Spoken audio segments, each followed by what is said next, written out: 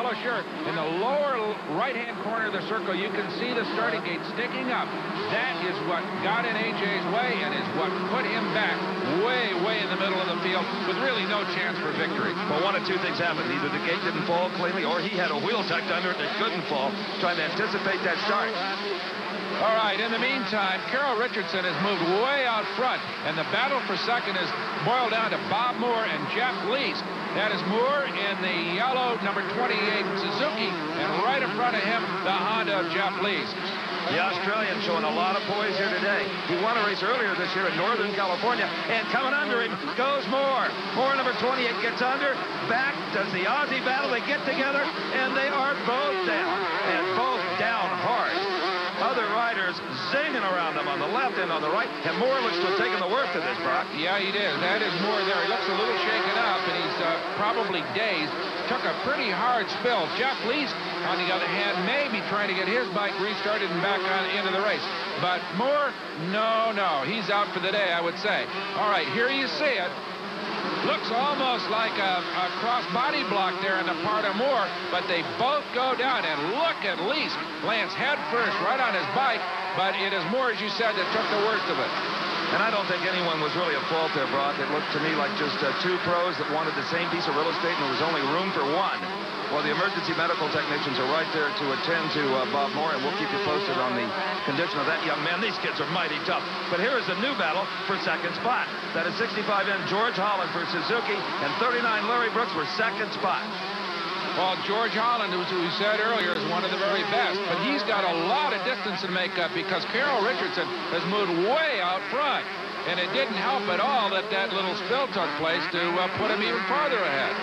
Just amazing, just watching a George Holland, a factory rider like this, what they can do with that motorcycle. The bumps, the berms, the jumps, but let's give some of the credit to the bike itself. Boy, in 18 years, suspension on these motorcycles has come a long, long ways. Back when it all started here at Carlsbad, they had about 6 inches of suspension. But looking at a bike in the pit area here, this is the rear of the bike. They have now 14 inches of suspension. It's a mono shocker, just one single rear shock, center mounted, and the front suspension of the motorcycle also as much as 14 inches. Now, a disc brake on the front, they all carry that, but you can tell that this is a Honda works machine because it has a rear disc brake. You will not find that on production bikes. Not right now, anyway, but you can bet in the near future because that's what motocross is all about for the factories, to improve the production motorcycles that we can buy off the showroom floor. And boy, are they getting better by the day, Steve. As we go back to the race for 7th place, Tim Rutherford, remember him? He led it for a while on the first lap and then began to fall back. He and Jim Tarantino are presently fighting it out. There you see the two of them, and right behind them is Dre Dirks. He's sitting back there in the 9th place, waiting for something to happen. But both these guys, Rutherford and Tarantino, were veteran riders, as you said earlier, and who's to know? Maybe Rutherford can get it back together and get up with the leaders. And jumping into the middle of all of this is the yellow bike, the Suzuki of Mike Healy from Costa Mesa. He has taken 9th away from Dirks. And trying to move in on Tim Rutherford for 8th, so Healy is making a charge right now as they go off the Devil's Drop, literally side by side. Rutherford holds on to that spot, but boy, he's getting all kinds of pressure from Healy as Healy dives inside there over that jump and takes it. So Healy moves into 8th and now kind of puts about 6 bike lengths on Rutherford. And watching these guys, you know why medical experts have been able to document that they are the best conditioned athletes in the world, even ahead of soccer players. And the amount of training that they go through is incredible. Most of the factory pros go to the gym every day. Some of them have knee problems for obvious reasons and have gotten away from a lot of running, but have taken up bicycle riding, even bicycle racing, to stay sharp. And a bunch of them brought into aerobics. Well, they've got to be into just about anything because this has to be the most physically punishing form of motorsports. And as you say, one of the most demanding kinds of athletic competition in the world. All right, there is your 5th place rider, and what an interesting story he is. That is Sean Kalos. He is 14 years old, one of the youngest, if not the youngest, of the professional riders out of Arizona. Interesting story. It's his grandfather that finances his racing aspirations and his career. Earlier, I had the chance to talk to Sean. Most types of motorsports, you have to be at least 16 years old and often 18 or 21. But I'm with a young man, Sean Kalos from Arizona, who's come into motocross in a big way. And you are how old, Sean? 14. So you got yourself a little bit of a problem with some of the sanctioning bodies, right? As some people say, yeah. Well, you're running real strong in this particular kind of competition. You run at Carlsbad before? Yeah, I have plenty of times. So you feel comfortable about this place, huh? Oh yeah, I like this track. It's, you know, gets rough, and that's my kind of style. You like rough tracks, huh? Yeah. Look out, world. Imagine what Sean Kalos, if he sticks with it, will be like at 18. He's got 4 years to get to that point. He could win everything on this planet. Well, I'll tell you what, his grandfather showed up here with a great, big, very expensive motor coach that has the motorcycle and the shop in the back and terrific living quarters up front. So they are well equipped, and I think they're going to be in it for a while. And Brock, here is the fight for the third position in yellow. 65, George Holland on the Suzuki, and pulling up within a bike length or so of it, number 39, Larry Brooks.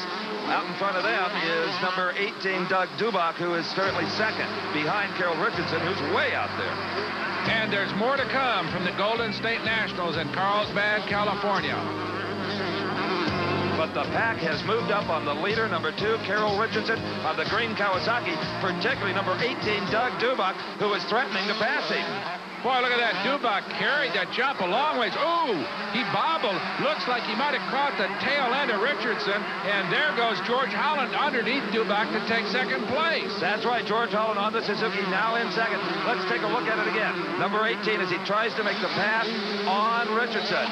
You know, Brock, he did it all by himself, I think. Oh, yeah, he almost dropped the bike, but he recovered quickly, but not quickly enough. So you see George Holland there in the yellow shirt slip underneath him and grab that second spot. So big break for Holland, not a good move for Dubach. Dubach coming back, though, hard. Look at him on the outside there in that red and white Yamaha. But look at Holland. Moves past Richardson to take the lead. George Holland, a full-time factory pro from Central California who hopes someday to raise almonds when he quits racing, Brock, is now out in front, and he is trucking. He sure is. Moved past both Richardson and Dubach from third place and right into the lead. But here is Dubach challenging. He, too, has gotten by Richardson, so Holland the leader. But right now, Dubach holds second and Carroll Richardson back there in the third spot. So it's Suzuki, Yamaha, Kawasaki, Honda in that order. All the big names here today as we see the leader, George Holland, stretch it out a little bit over Dubach.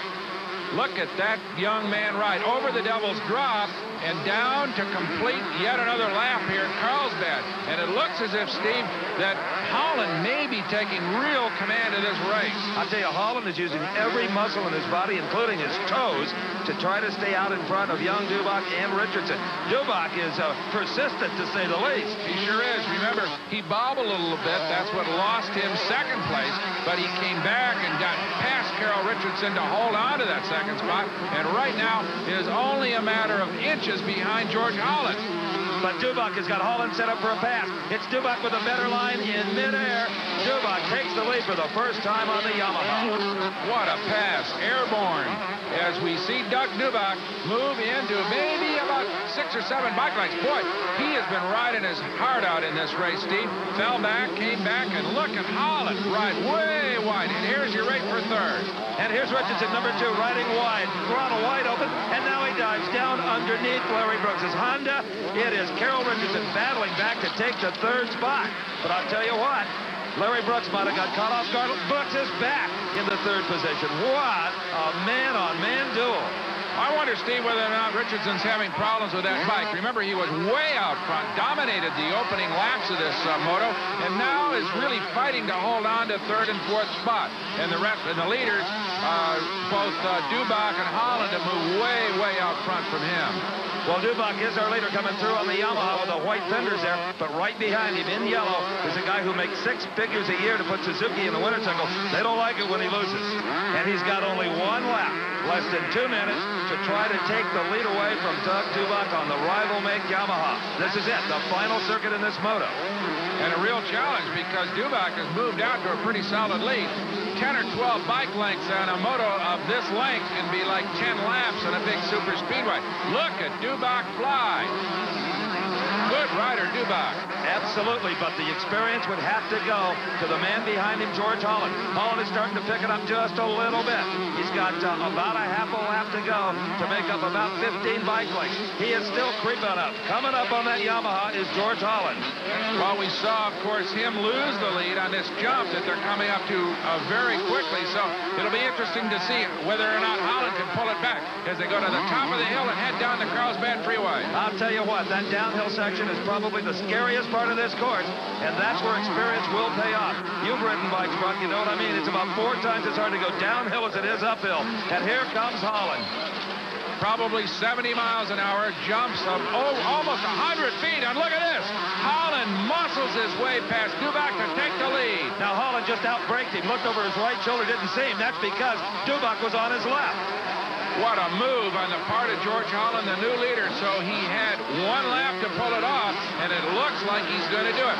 He's got to, though, stay right side up, Steve. And, boy, I'll tell you what, on a motorcycle as unstable as these machines are, on this kind of a track surface, that ain't easy. And I don't care what brand of Japanese motocross bike, the viewer might only be proud of all of them today. Here is George Holland taking the checkered flag. Holland wins the first moto. Remember, they ride twice on combined score, so no one has won the Golden State Nationals yet. But the man who did win it last year, A.J. Whiting, number 1, he is going to finish in the 10th position, and that's darn respectable considering that at one point in the race he was 25th. So with a better start in that second moto, who knows? A.J. Whiting is not out of this thing yet. On a course as tough as Carlsbad, the second moto could have a whole new set of leaders. But the results of the first moto are official. George Holland wins it on a Suzuki. Doug Dubach on a Yamaha is second. Larry Brooks on a Honda is third. Carol Richardson on a Kawasaki fourth. 4 different makes in the top 4. Let's go to Brock with the winner, George Holland. Well, George, fantastic race. One of the best. Did you think he could take him? You know, he's sitting back there in 3rd and 4th for quite a while. Yeah, I was kind of holding back, and then I got into 2nd, and then I was kind of having a hard time riding out there, so then the last lap I was on the guy, so I said I'm going to go for it, either pass him or I don't. Where do you seem to have more beans and be able to run him, and where did he have more strength? I think I was mainly getting him on the downhill sections because I think I was leaving it on a little longer, but he had some pretty good lines, and I kind of had a few bad ones, so he was making up some time. I think everybody had a few good ones and a few bad ones. That's a super race. Okay, thanks. Yes, sir. Congratulations. Thanks. Steve? Well, Doug, you had a smile coming in here almost like you won it. Yeah, I thought I had it. I didn't realize how close he was there at the finish. He put a good move, and there's nothing I could do about it except try and get him back. If you'd have known how close, how would you have defensed him? Maybe held the corner a little tighter, because the fast line was the line I used, but he did what's called a block pass, and it worked perfectly. Well, congratulations. That was a terrific race. We were all on our feet for that one. Thank you. 1 more moto to go for Doug Dubach. Okay, after the first moto, here are the point standings. George Holland with 41 leads it. Doug Dubach, of course, in the second spot, 38. Brooks, Richardson, and Kalos round out the top 5. We've got another race ready. The quads are coming up. They're in the starting gate. We'll be back at the Golden State Nationals after some combat. Well, these are little 4-wheelers we told you about before. They're basically motorcycles with 4 wheels. Brian Fry, number 86 of Montebello, California, up the coast a ways, is ready to go. And there's a familiar number to quad racer fans. That is Gary Denton, number 3, one of the very best. Earlier, Gary sat down on one of the quads and showed our pal Steve how to run one. Well, the deal is, like, when you come out of a corner, you have to use the clutch a lot because you want to be a gear higher than normally what you would be just putting around, because if you're too low gear, then you'll spin the back tires, because they do have quite a bit of power, and especially mine because it's been modified highly. So there's some body English involved. Yeah, a lot of body English. You have to hang off it, and you get off way over. Like, say, if I was going to make a left-hand turn, I'd be hanging off way here, because what happens is you use your weight as leverage, so the machine won't tip over as you go around the turn. What's the first mistake a 2-wheel motorcycle racer makes when he gets on one of these things and tries to compete? What's a bad habit? First bad habit is he'll put his foot down, because for stability, and it'll chew your foot up, you know, and get it caught in the tire. So when the first thing, make sure you get on it, you say, hey, I'm not taking my feet off the pegs. You can tell the old motorcycle riders, they're the ones that limp, Steve. That's right, coming out of the quad racer pits. And Gary Denton has got to rate as a big favorite here, Brock. He was one hot-shot motocross rider, particularly at the night tracks around Southern California a few years ago, and has now gone into the quad races. He found a new home here, and look at him break out of the pack. It is Denton, clearly in the lead. The man who just showed you and I how to ride a quad racer, well, he's out there doing it. All right, there goes Denton. Right behind him, Brian Fry, starting the first lap here at Carlsbad. Notice these quad racers don't sail quite as far as the lighter bikes, Steve. Well, they're a little over 100 pounds heavier, but also they're packing an additional 100 cc's. These are 250cc motors. So as we watch Denton move out on Fry, it's going to be interesting to see if the racetrack is going to accommodate as much passing as we saw with the motocross riders. These, of course, the quad racers are wider, not quite as maneuverable, and they are not as easy to pass with as the bikes are, of course. And Brock, it's kind of like formula cars or sprint cars, any open wheel racing. You can't race in quite as tight of quarters because when rubber meets rubber, somebody's going on their head. Right you are, and there's only 5 laps in this event, so if anybody's going to overtake Gary Denton, they're going to have to get with the program right away. Fry has given it a try, but Denton in that number 3 seems to be able to hold his own as they head over this jump and down the backside of the Carlsbad course. Interesting to watch how they use their bodies here, Brock, leaning way, way over him, almost like a monkey in a sidecar in side-hack motorcycle racing. Right. You see Gary Denton lean into those corners as he described to you earlier. But right now, it's Brian Fry is the man of the hour, really trying to challenge Denton. And look at this. He moves in on a pretty good ride here, but can't. Oh, look at that. Fry tried the inside line and got a wheel inside Denton, but Denton held him off. Moves out a little bit. It looks like maybe Denton's got a little bit more horsepower on the straights.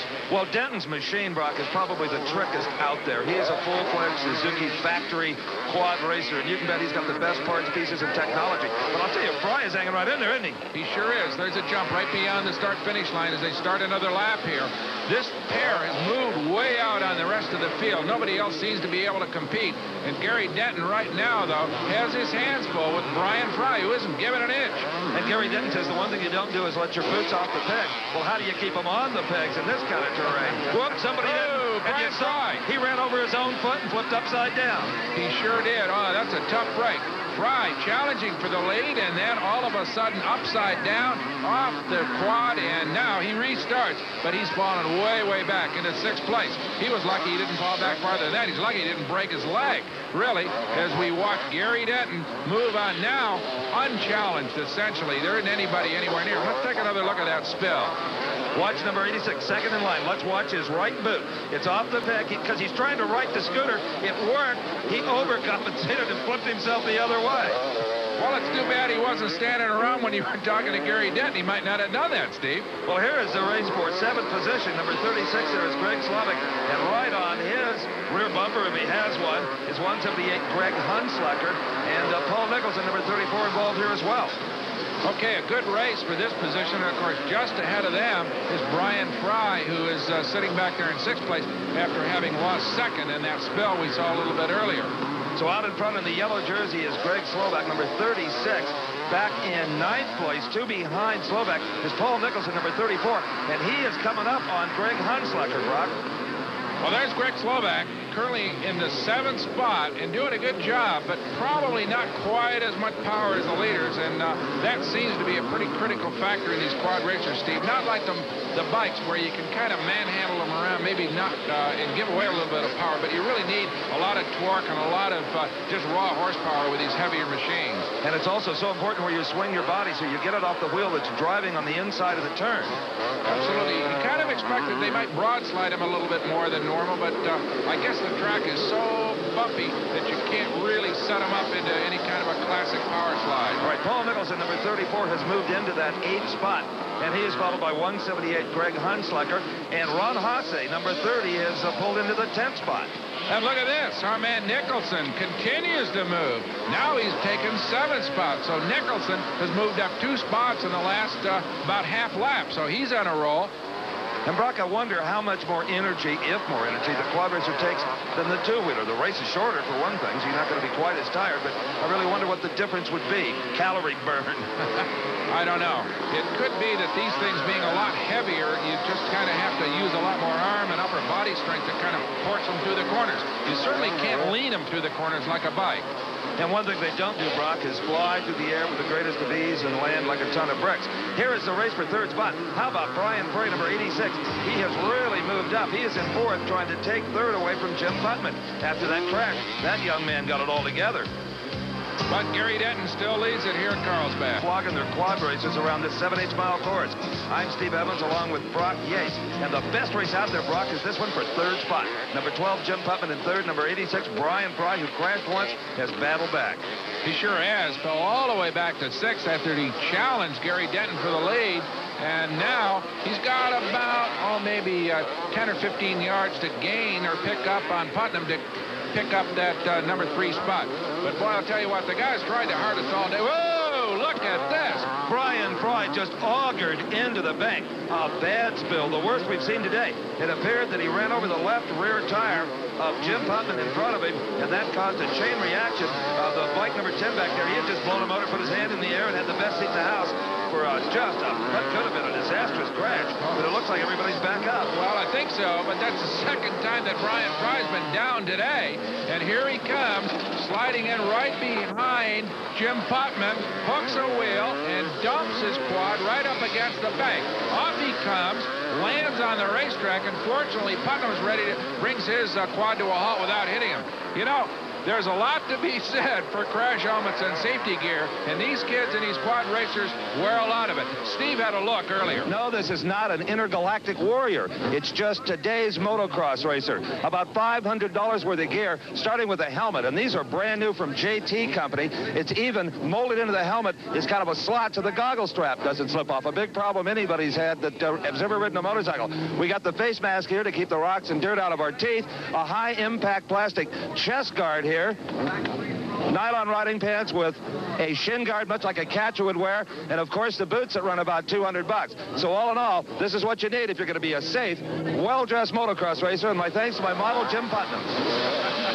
Well, Jim Putman just about collected Brian Fry there. Did some good driving to avoid him as we watch Gary Denton now all alone on the racetrack and apparently headed for an undisputed victory, Steve.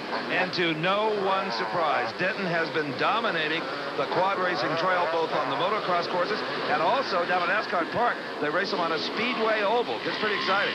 Well, I wonder, you said earlier that Gary Denton was a brilliant motocross rider. Now it goes into the quads. It may be that the legs go first, as they say in a lot of sports, and it could be that Gary doesn't have to use his legs quite as much as he does on a bike. But he sure has the finesse and the skill and plenty of braves to dominate this kind of racing. Here he comes off the Devil's Drop, and the checkered flag is out as Gary Denton takes the first moto for the quad racers here at Carlsbad. Well, what about poor Brian Fry, number 86? He certainly put on the show of the day, totally unintentional. Well, he is off the course. Did some damage to it in that confrontation with Jim Putman, and he will not finish under the checkered flag. But the final results for the first moto of the quad races, and remember, they will also run two on a combined score. Gary Denton unquestionably won it. Jim Sendelbach finished in the second spot on number 5. Frankie Politeri finished in the third spot. Jim Putman snuck in there for 5th, even though he had a lot of problems. Brock's with the man who dominated all 5 laps. So as Gary Denton gets his helmet off, got to be a happy man. Gary got everybody coming right out of the first corner and just said goodbye. Everything must have worked real well for you. Yeah, the machine's working real well. We got it handling good. Plus, the horsepower's working real good. It got me out in front. The track's really rough. I'm pretty whipped right now. Yeah, these are 100 pounds heavier than a motorcycle, so it's a lot more weight to throw around, and I tell you, what a job. You were a great motocross rider. Give me just a couple of words comparing this to riding bikes. Well, it's a lot like a dune buggy. It's a lot like a motorcycle, but it's more like a motorcycle because you steer it into the turns rather than drive it. I don't know. I like motorcycles, but quad racing's been real good to me, and competition's real good, and the money's real good, so I like it. Well, I'm glad, and congratulations for starting off the day right. Well, thank you very much. Okay, thanks, Gary. The quads use a totally different scoring system. Gary Denton for his win gets 1 point. Jim Sendelbach in second place gets 2 points. So after 2 motos, it's kind of like golf. Low gross wins. Well, not so with the bikes as we get ready for the second moto of the 125cc motorcycles. That's Carroll Richardson. He ran 4th last time. And now let's go to Steve with the winner of that first moto, George Holland. Well, I'm with George Holland. We're just about ready for the final 125 moto, and a shovel seems to be a popular tool up here. Yeah, we just need to kind of flatten it out, make sure there's no ruts, and get a nice packed place where you won't spin off the start. Right, you won the first moto. You're looking for a good start here, obviously, to wrap it up. Yeah, I'm just going to go for a good start and then just go for a big win. If you don't get the good start, do you have to kind of calm down and not push too hard too fast?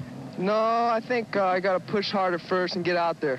Just get out there, and then maybe you can relax a little bit. Yeah, get the lead and then relax. What about your starting position here? You're pretty close to the left end of the gate. Yeah, it's a little better because once you get up there, you're on the inside in case, you know, you can let off and cut to the inside and you can still come out good. Go get him. Okay, thanks. Well, it's going to be interesting with this young man and a whole bunch of the best riders in the world ready to go here for Moto 2 at Carlsbad, the Golden State Nationals. Pro Moto in the 125cc class. I'm Steve Evans along with Brock Yates, and it's all on the line now, Brock, in the Golden State Nationals. It sure is, Steve. As we get ready to go, that is Carroll Richardson, the man who led the opening laps of Moto 1 and then fell back to finish in the 4th spot. And here on his Yamaha is Doug Dubach, who had a spectacular ride in the first moto, finishing a close second to George Holland. George, of course, one of the very best riders in this business, came out of the middle of the pack, first to duel Richardson and then Dubach, and to take the win in Moto 1 in convincing style. Also, still eligible for an overall win would be Larry Brooks, who finished in the 3rd spot in that first moto. Larry Brooks currently with 36 points. Don't count him out.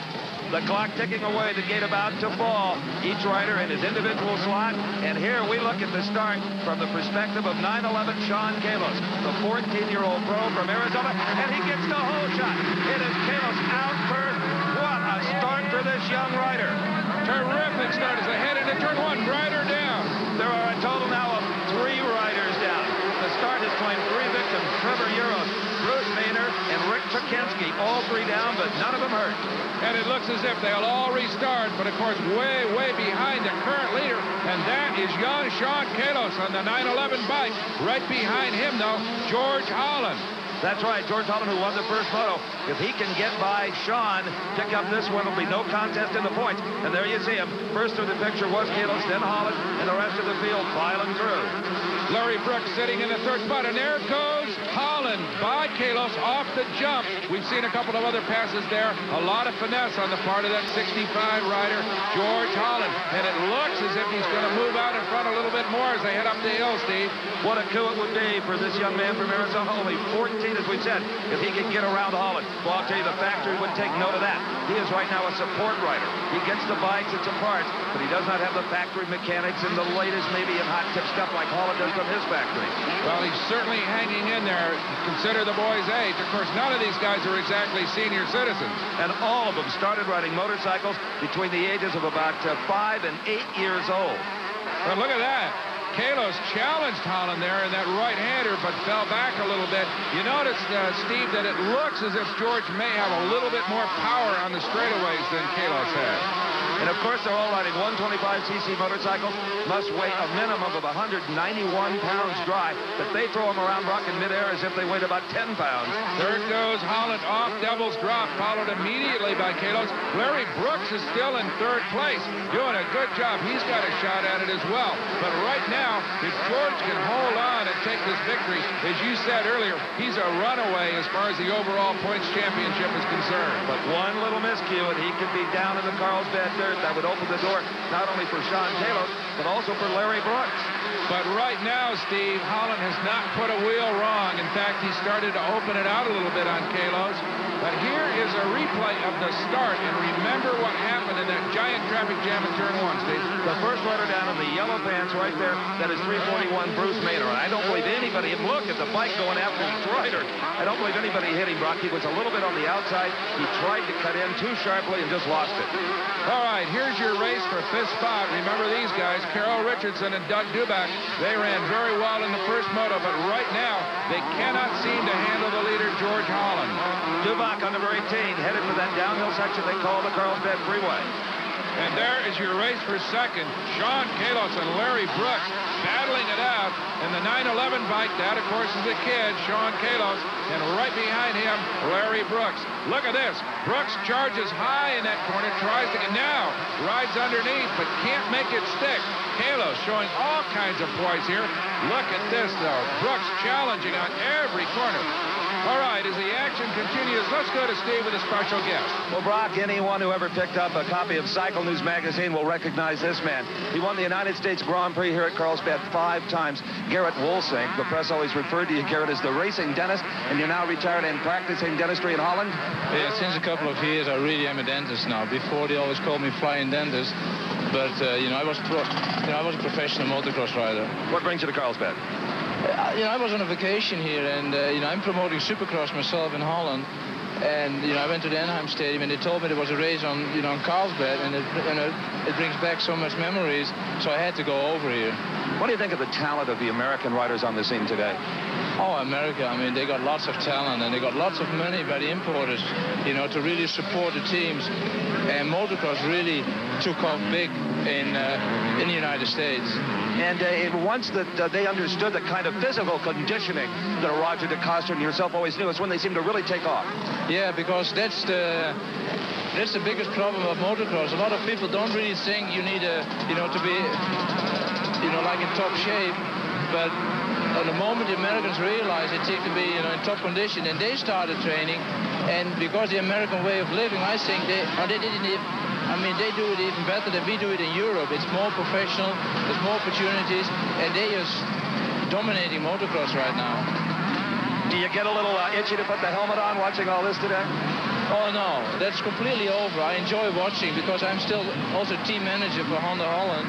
And I like to stand on the side and helping the young guys out, but no itchy to ride anymore. Wonderful to see you again, guys. Thank you very much. And speaking of champions, you may be watching one of the future greats here. Sean Kalos on the 911 bike, holding off the veteran Larry Brooks in the second spot as George Holland leads it here at the Golden State Nationals, the 125 Moto 2. Competition at Carlsbad Raceway, and the real fight is for the second spot. Right now, Larry Brooks mounting a charge on Sean Kalos, and he got him. 20-year-old Larry Brooks on a Honda gets around 14-year-old Kalos on a similar motorcycle. What a ride. It showed a little bit more poise on the part of Brooks, who just kind of waited and waited and waited, a lot of patience. And really, it wasn't Kalos' fault. He didn't bobble. It's just that Brooks kind of drove around him in an opportune moment. Now, though, he started to move it out a little bit. Kalos may be falling back. It could be, Steve, he's got some problems with the bike, too. He was just looking over his right shoulder there, maybe just to see what the competition was or whatever. But I think you're right. He's falling back a little too fast. There is your race for the 7th spot. Jim Tarantino presently holding down that position, but right behind him, Eddie Hicks and Jeff Leask on the 82 bike, challenging right now, though, in the 9th position. Tarantino seems to be able to hold off Hicks, though. Well, that remains to be seen, Brock. On the uphill portions, Hicks on the Yamaha on the inside is able to pull even. But downhill, it seems that Tarantino has the advantage. You know, Steve, you forget that these guys are shifting gears all the way around this track, as well as just showing incredible balance and using the throttle. But the poise and athletic skills of these guys is almost beyond comprehension, really. Well, they're shifting gears hundreds of times in a 12-lap race. Absolutely. So that left foot is just jiggling up and down on that shift lever. The right hand working the throttle, and the brakes on the left and the right hand just everything is working. Every digit, every part of your body.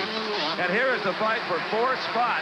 That is Willie Surratt trying to hold off Doug Dubach, number 18. Dubach was CMC number 1 last year, Brock, the best in the organization.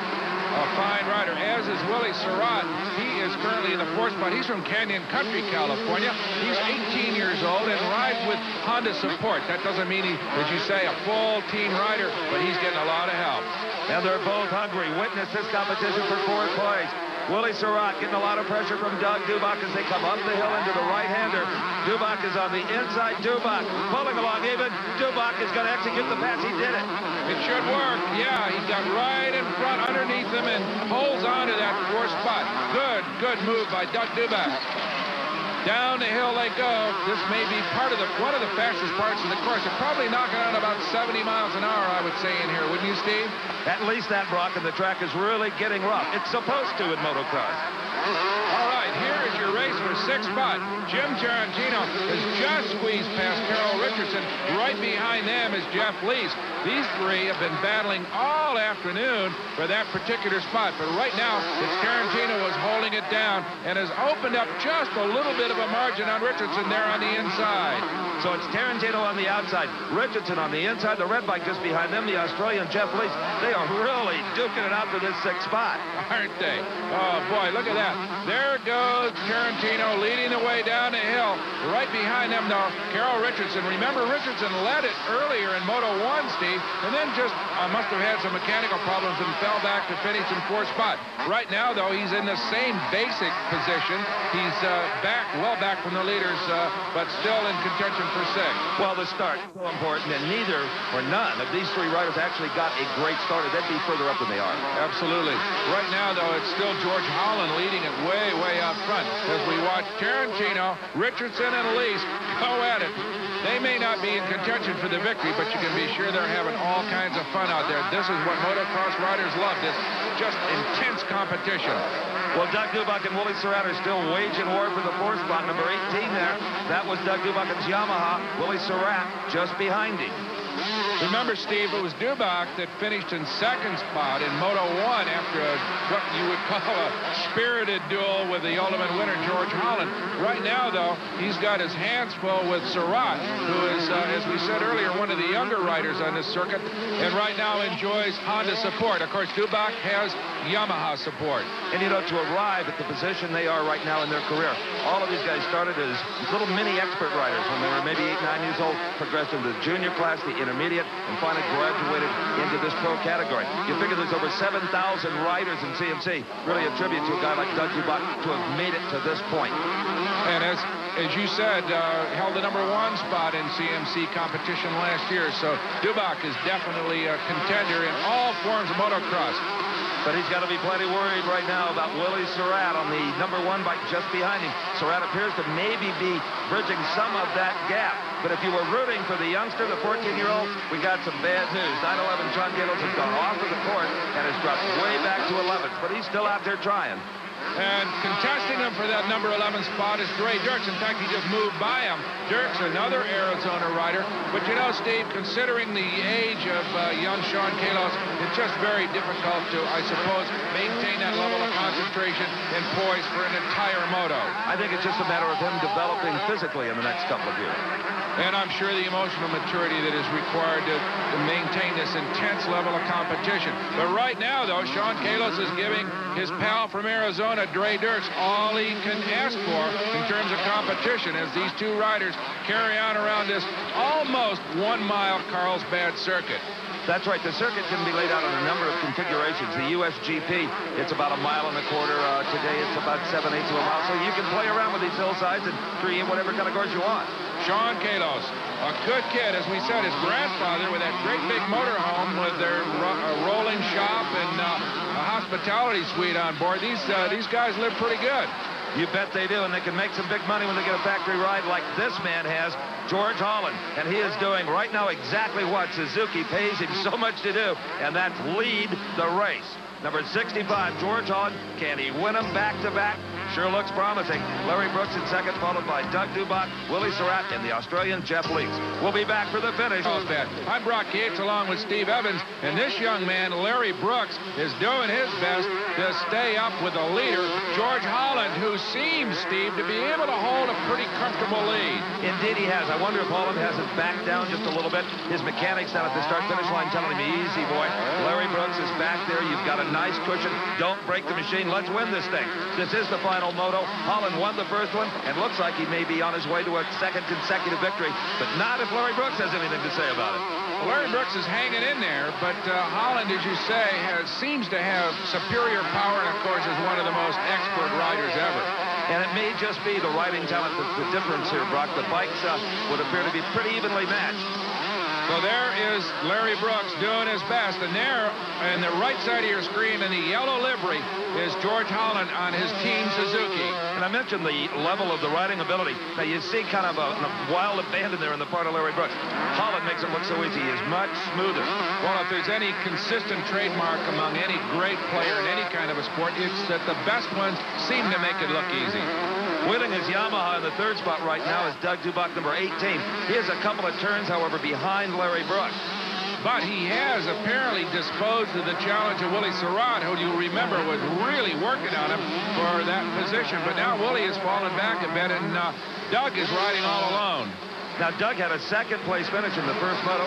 He's riding third now. Should anything happen to George Holland up front there, Dubach conceivably could still win this thing.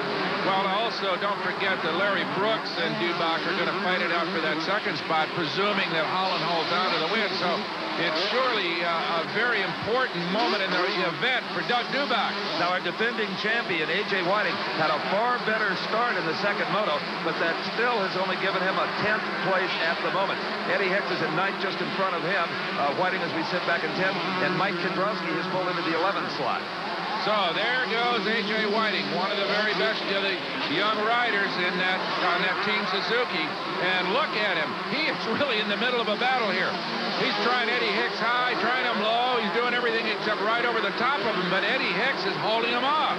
And remember, these are factory riders, and it doesn't matter what position you're running in. If you ride for Suzuki, you're supposed to be in front of that Yamaha, and that's what A.J. is trying to do right now.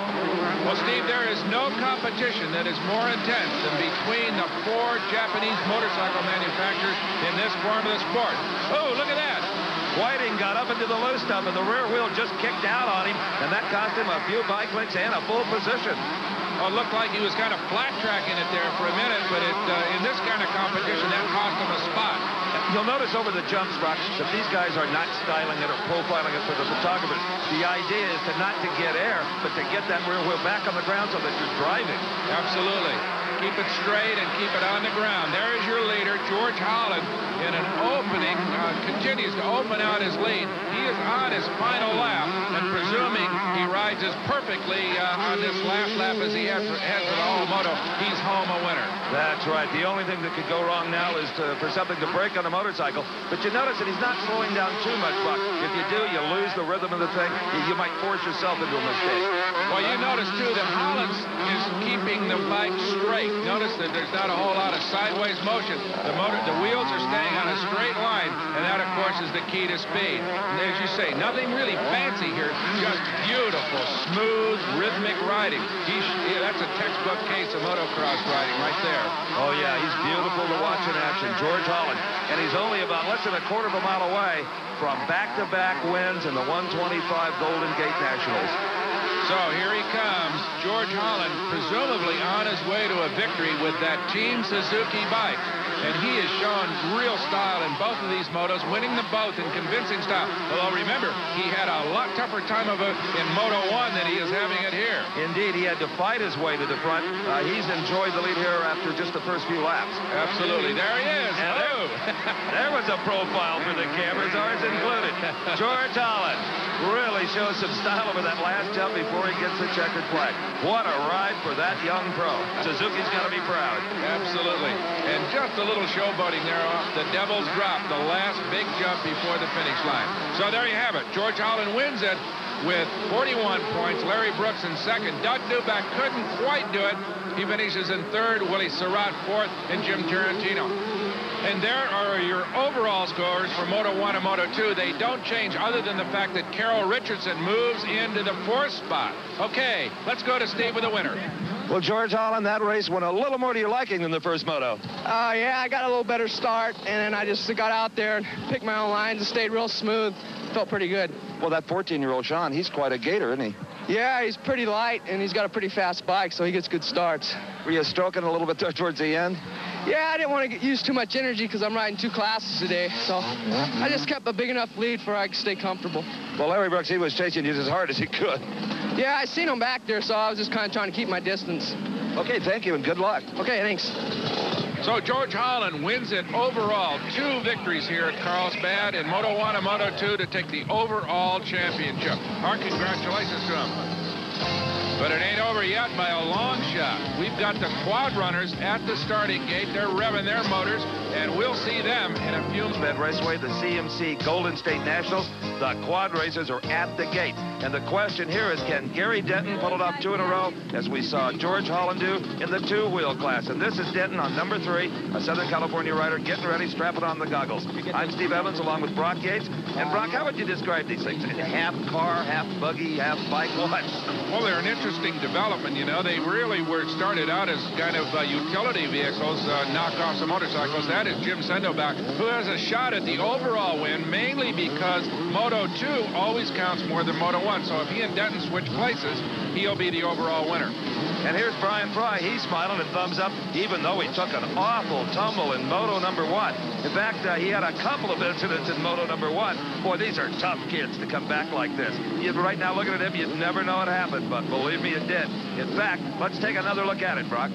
Right, Steve. Well, this is Denton leading Fry as they go into a corner, and see Fry in the 86. He just gets that right foot down and then tumbles off the machine and falls off. Takes a pretty hard spill.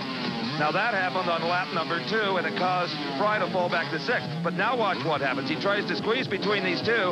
He makes contact with Jim Putman's machine, and ouch, into the bank. But it's not over yet. Now the machine is trying to crush him.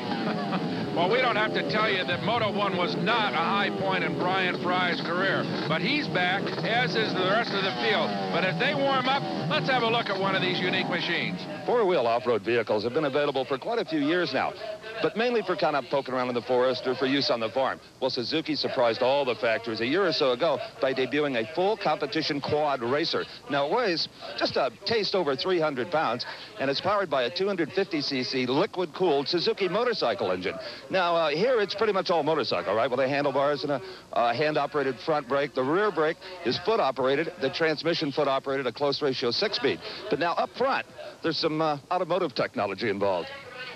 Here we're looking at coil-over gas shocks and an A-arm style suspension, which allows you to slide this little baby like you would a sprint car. But now at the rear of the quad racer, again, we see the motorcycle influence.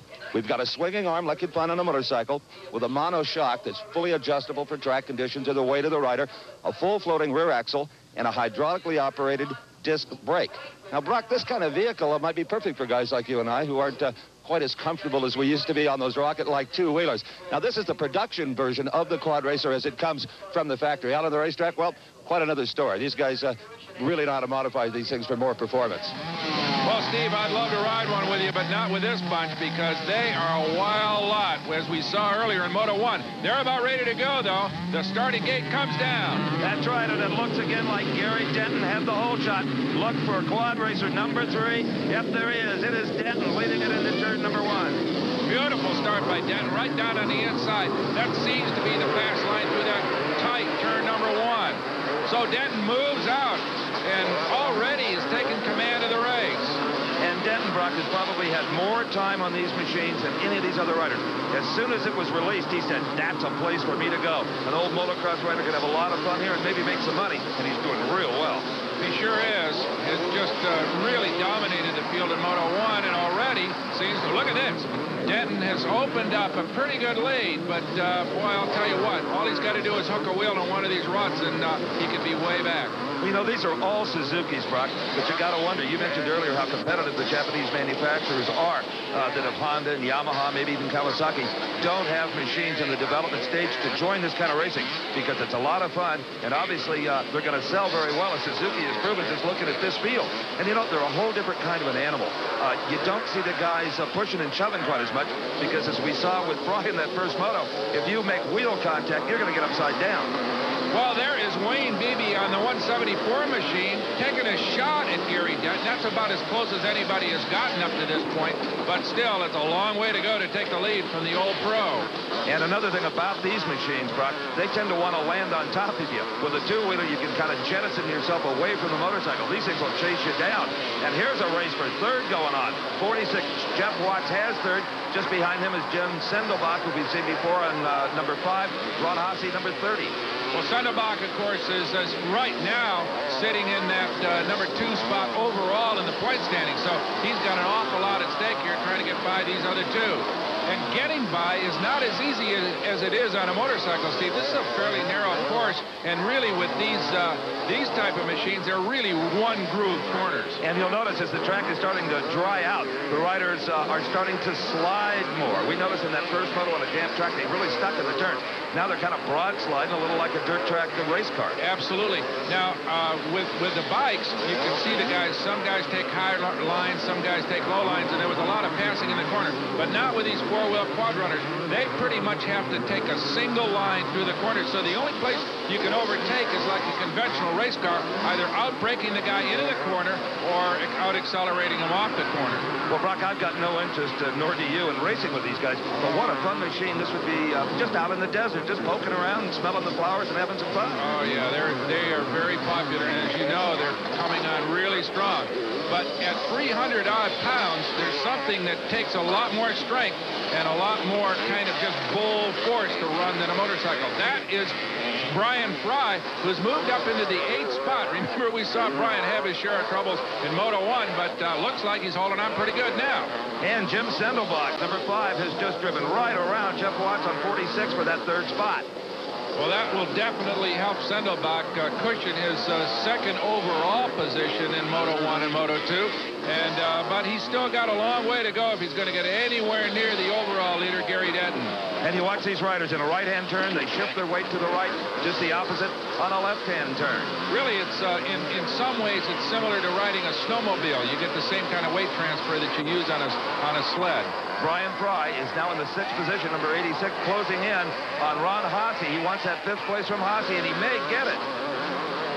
Well, it's a good race here. There they are, the pair of them down through that fast straightaway downhill, off the jump, and now getting into line through that tight corner. Well, Jim Sendelbach is really pouring on the coals. He's moved up to that 3rd position. He is driver, not rider, number 5. That's Sendelbach in 3rd and moving up. Well, there they go over the Devil's Drop, and you notice they really take it a little bit easy coming off that thing because they, as you said earlier, they don't want to fly it very far, get the wheels back on the ground and at maximum traction. But we've seen very few of these machines in either moto break down. They appear to have a lot of reliability. They sure do, as we watch Sendelbach dirt tracking through that corner, still sitting in the 3rd spot. Boy, I'll tell you what, Steve, if he could get up with Wayne Beebe and Gary Denton, we'd have a super race with a lead on our hands here. He may even be running slightly quicker lap times now, Brock. You're right. Well, it would really be a battle if he could get up there. Who's to say? As we watch Sendelbach go out of our picture, here comes the race for 4th spot. That's Jeff Watts, Ron Haase, and our man Brian Fry back there in that 86 machine. He is doing a good job, too. In the yellow jersey is Ron Haase. He is going to take 4th spot. He has passed Jeff Watts, but here comes Watts back. Watts is going to retake 4th position. Boy, they are having some fun out there. Oh, yeah. Haase got underneath them briefly, and then Watts just stayed down in that low line and just rolled right on by. And there's Brian Fry right behind him. He hasn't given up. That is the site of his last crash. Brian's forgotten that completely now as he just sweeps through that little right-hander. But right in front of him is Haase, and just in front of him in 4th spot is Jeff Watts. Well, Fry finished, I think, like 25th in that first moto, so he really doesn't have a chance to make a lot of money or points in this one, but you'd never know it the way he's trying. Racing for pride right now. You know, Brock, I used the term driver earlier. Let me rescind that. Until they put a steering wheel on these things, I'm going to call them riders. Yeah, I think so. They're really four-wheel motorcycles. I guess that's probably the best way you can describe these little things. And I don't think he could really handle them very well with a steering wheel because you use so much body English in the corners, as I said, like a snowmobile, that you could not control one of these things very well with a steering wheel. No, I agree with you. They're laid out as they should be. And I'll tell you, you still take some punishment on these babies. Oh, absolutely. The laws of physics are against you the more weight you carry, and these things are heavy. Notice they land pretty hard off these big jumps. There is Brian Fry and Ron Haase really having a go at it for that 5th spot. Brian Fry has moved by. He is in 5th right now. Good going, Brian. But to no one's surprise, leading this final moto right now is the winner of the first moto, number 3, Gary Denton. He's followed by Wayne Beebe, number 174. Jim Sendelbach, number 5, Jay, holding on to that 3rd slot. We'll be back for the close. California, this is Moto 2 for the quad runners. And right now, it's the man of the hour, Brian Fry, who is moving up slowly through the field on a kind of a comeback trail, Steve Evans. I'll say he is. He just took 4th position. That's Brian Fry, number 86. I tell you, he has really put on a show here today. Of course, Denton out front leading, no question about his abilities, but the fun guy to watch has been Brian Fry. Oh, boy, has he. A couple of pig spills in Moto 1, and now in Moto 2, he's had a grand old time fighting with Jeff Watts and Ron Haase for the 5th and the 4th spots. Now he's clear of them, and I think he's got his sights on Jim Sendelbach for 3rd place. Oh, no question about that. Well, here is our leader, Gary Denton, number 3. And look how loose he stays on that bike. The Southern California rider, elbows bent nicely, gets up on the pegs to avoid the real rough stuff, let the quad work beneath him, use that suspension to its maximum. And he is holding on to a really undisputed lead as he had in Moto 1. And right now, though, the race is for 2nd place. We've been watching Jim Sendelbach, and he has been slowly narrowing the distance on Wayne Beebe for that 2nd spot. And I got a feeling if he keeps going the way he has been in the last couple of laps, Steve, he's going to challenge Beebe. He is just eating away at it, but we don't know whether Beebe is giving it his all. That's right. These guys are getting pit signals on each lap from their crew, and they may have told Beebe to back it down a little bit, figuring that he probably is not going to be able to catch Denton, and they don't want him to break the machine. But look at this. Slowly but surely, as I said, Sendelbach is moving in on Beebe. That's right, and you just saw Beebe kind of stand that thing up on in. He's feeling the pressure. He knows he's there. It looks like Sendelbach is getting through the corners a little bit better. Notice he's taking a little bit wider line, coming off the corners a little faster. Beebe seems to hold his own on the straights, but look at this. Sendelbach goes wide there and is now going to try to challenge him. That's right, but he's going to wait till he's got a little course to work with here. He doesn't want to be a Brian Fry and auger into the bank. Oh, look at this. Sendelbach, they bumped a little bit there. This is the final lap, and at that particular moment, Beebe got a little bit of a break, pulled out a little bit on Sendelbach, but he's right back at him. Sendelbach going low now, going to try him on the inside, and he makes it stick. Jim Sendelbach is now in 2nd place. Of course, a long ways back, though, from Gary Denton. Absolutely, but he did pull out that 2nd spot, and that should, if he can hold it for the rest of the distance, should absolutely assure him of 2nd overall in the point standing. You're right, Brock. That's the way I calculate it. And look at him now just driving away from Beebe. Yeah, well, boy, he just gathered him in real convincing fashion there in the last few corners, and now, as you say, has moved out to establish maybe, what, 25 or 30-foot lead, and that's a bunch in this kind of competition. And here's our leader, Gary Denton. As hard as that man has ridden today, I guarantee he's mighty glad to be on the last lap. The checkered flag will be a welcome sight for him. Well, it's almost there right now. He's got to clear one major jump. That's the Devil's Drop, which he's going to do right now. That is it. And he's got to see the checkered flag, and it's out for him. So Gary Denton wins it, and, of course, wins it overall. A beautiful, flawless ride by this young man. Oh, yeah, you couldn't do any better than that. And Jim Sendelbach slides in for 2nd place. Wayne Beebe in 3rd. Good racing.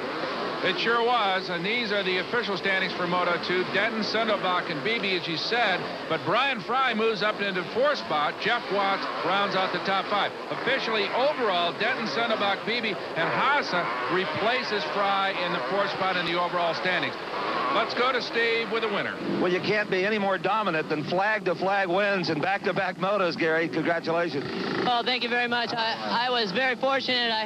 I got out in front both motos. I could ride my own race. I tell you, that track's very challenging, and I just crossed my fingers and turned the gas on, hoping that I could stay on the thing. No problems with the machine at all? No, not at all. I ran real good. All my sponsors are backing me, seem to be doing a good job, and my tuner, Brian Terovich, he's doing a real good job for me also, and I think that's what makes the difference, having a lot of good people behind you. Any scary moments at all in that final moto? Yeah, just hoping that, you know, I wouldn't make a mistake and fall down, or the machine wouldn't break and cost me the win, because there's always a chance of that because the track's so rough, you know. Mistakes like that happen frequently on a track like this. Well, we've had some fun here at Carlsbad. For Steve Evans, I'm Brock Yates. Thanks for joining us at the Golden State Nationals. The executive producer for American Sports Gavel.